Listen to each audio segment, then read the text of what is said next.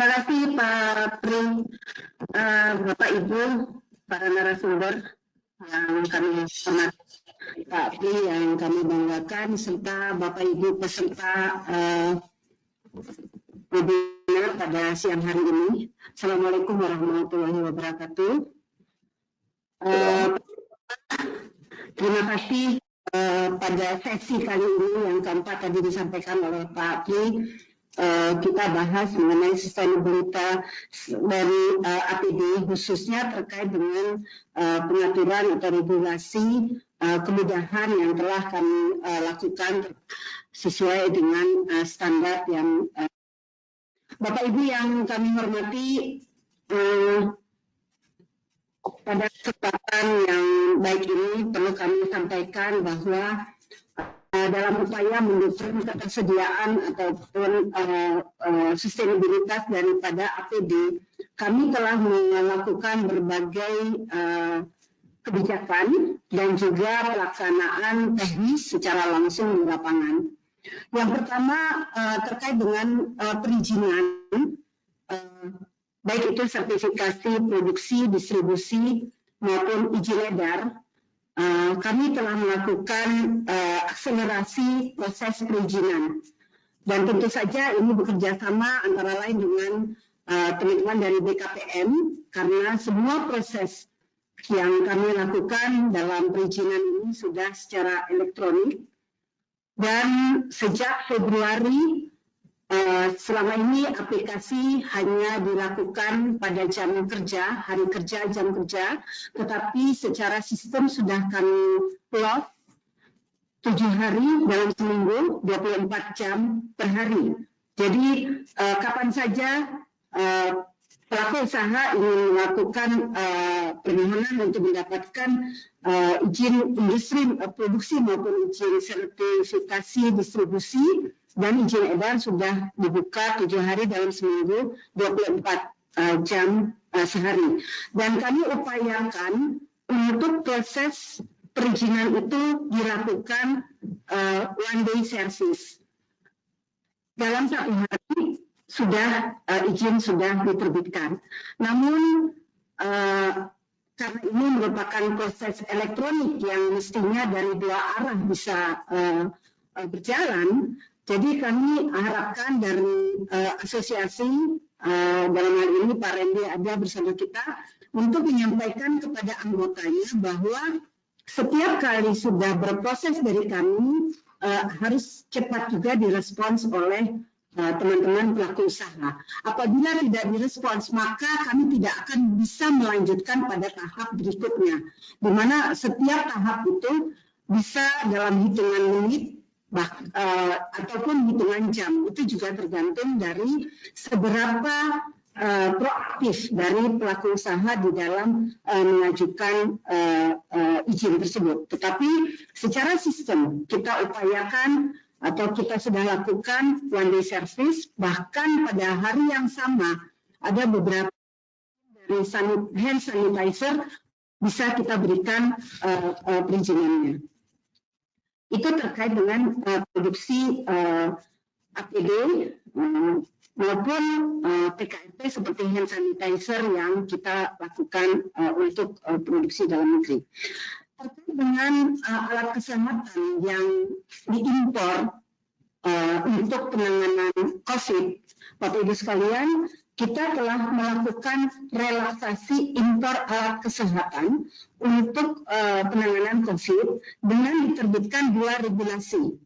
Yang pertama adalah Peraturan Menteri Kesehatan Nomor 7 Tahun 2020,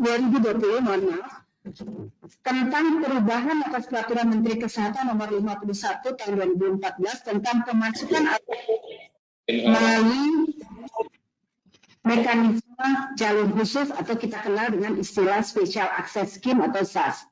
Dan regulasi yang berikutnya adalah Keputusan Menteri Kesehatan Nomor 218 Tahun 2020 tentang alat kesehatan diagnostik in vitro dan perbekalan kesehatan rumah tangga yang dikecualikan dari perizinan tata niaga impor.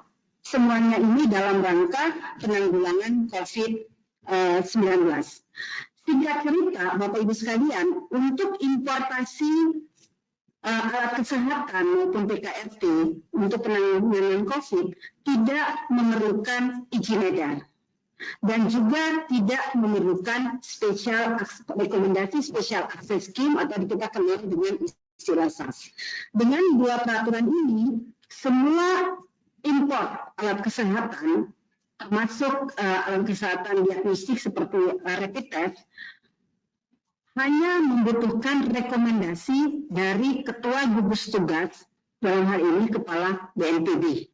Dan ini sudah dimulai sejak tanggal 30 Maret dan sampai sekarang berjalan, di mana semua rekomendasi baik itu untuk donasi maupun untuk komersial itu adalah melalui Kepala BNPB. Ini adalah bentuk relaksasi impor yang telah dilakukan sehingga tidak lagi melalui proses yang dan kesehatan. Di sisi lain terkait dengan kebutuhan APD, kami terus berkoordinasi dengan user, baik itu dinas kesehatan maupun rumah sakit, untuk mengumpulkan kebutuhan APD, apakah itu kebutuhan masker, ya, N95, surgical mask, maupun kebutuhan dari coverall. Semuanya kita kumpulkan dan secara berkala kita berikan kepada gugus tugas karena proses distribusi dari APD saat ini dilakukan oleh gugus tugas, sehingga kita harapkan dengan mengumpulkan kebutuhan kemudian kita berkoordinasi dan diharapkan kebutuhan akan APD ini bisa dapat dijamin sustainabilitasnya. Bapak Ibu yang kami hormati, dengan demikian sejak dari hulu terkait dengan perizinan untuk produksi, distribusi, dan izin edar, kemudian izin atau rekomendasi importasi alat kesehatan, termasuk tentu saja APD, melalui satu pintu di gugus tugas dan juga pendistribusian berdasarkan kebutuhan yang kita koordinasikan terus-menerus, kita harapkan sustainabilitas dari APD selama penanganan COVID ini tidak menjadi masalah. Tentu saja ini dibutuhkan kerjasama semua pihak. Kami tidak bisa sendiri, kami sangat butuh user, rumah sakit dan dinas kesehatan. Kami tidak bisa sendiri, kami butuh pelaku usaha untuk menyediakan dengan tetap kita bisa menjamin standar mutu, kemanfaatan dan keamanan dari produk-produk tersebut. Demikian Pak Pri yang dapat kami sampaikan, nanti secara teknis bisa disampaikan oleh Bu Ses terkait dengan standar dan sustainabilitas dari pendistribusian APD ini. Demikian, mohon maaf apabila ada hal yang kurang berkenan. Wassalamualaikum warahmatullahi wabarakatuh. Terima kasih banyak Bu Dirjen atas penjelasannya beberapa kebijakan-kebijakan regulasi yang banyak sekali terobosan-terobosan yang telah dilakukan, mulai dari perizinan APD produksi dalam negeri yang bahkan satu hari bisa keluar, demikian juga produk-produk impor untuk kepentingan COVID-19 yang perlu digarisbawahi harus ada izin edar. Saya pikir selama ini juga harus ada izin edar karena banyak yang beredar. Yang penting ada rekomendasi dari Ketua Gugus Tugas ya Bu Dirjen ya. Demikian juga berbagai kebijakan-kebijakan APD yang ini sudah mulai dari kebutuhan dan distribusinya, termasuk produksinya juga sudah koordinasi antara Kemenkes dengan gugus tugas karena memang di masa bencana gugus tugas terutama dalam hal ini Kepala BNPB menjadi leading dan kementerian menjadi sektor-sektor yang mendukung dari kegiatan itu. Itu terima kasih Bu Dirjen. Tetapi kalau boleh, mana tahu ada yang 1-2 bertanya, boleh nggak Bu Dirjen? Ya, silakan Mbak. Ya, silakan. Apakah dari peserta ada Bu Dirjen karena ini sangat terkait dengan kebijakan praktis? Apakah ada akan menanyakan sesuatu, Bu Maria? Tolong dibantu. Kalau ada yang chatting atau mau lisan langsung, 1-2 penanya. Apakah ada?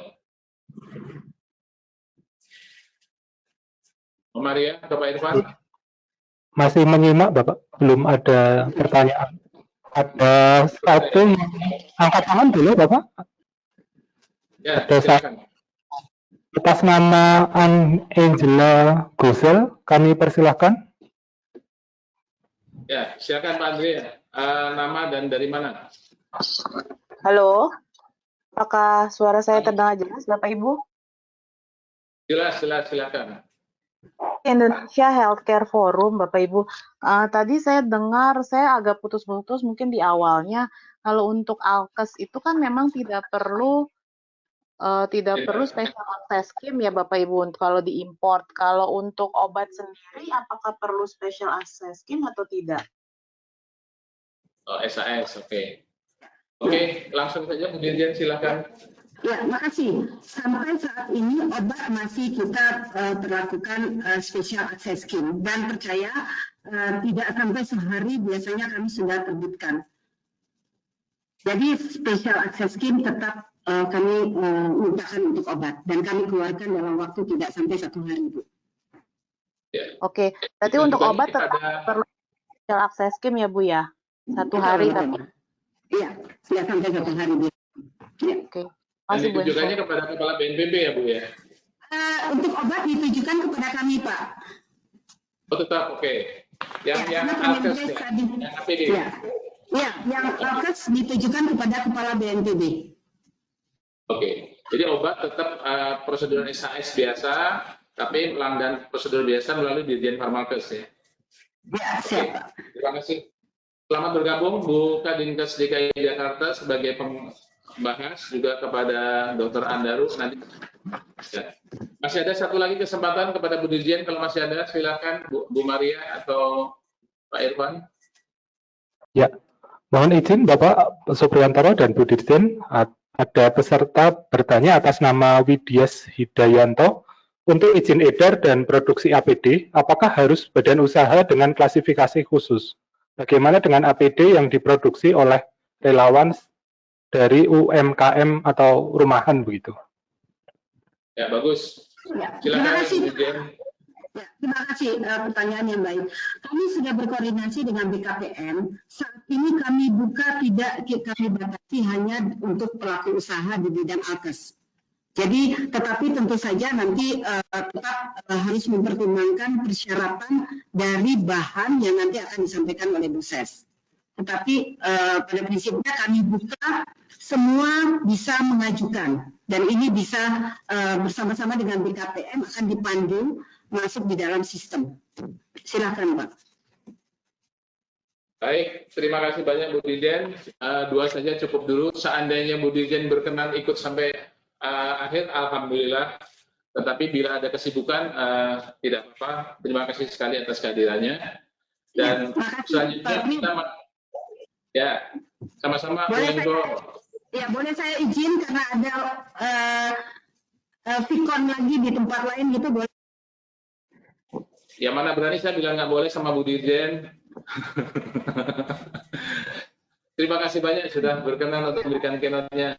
Nanti cukup pertanyaan dijawab oleh sekretarisnya aja Bu. Sudah siap sekretarisnya. Ya, siap. Terima kasih Bapak Ibu sekalian.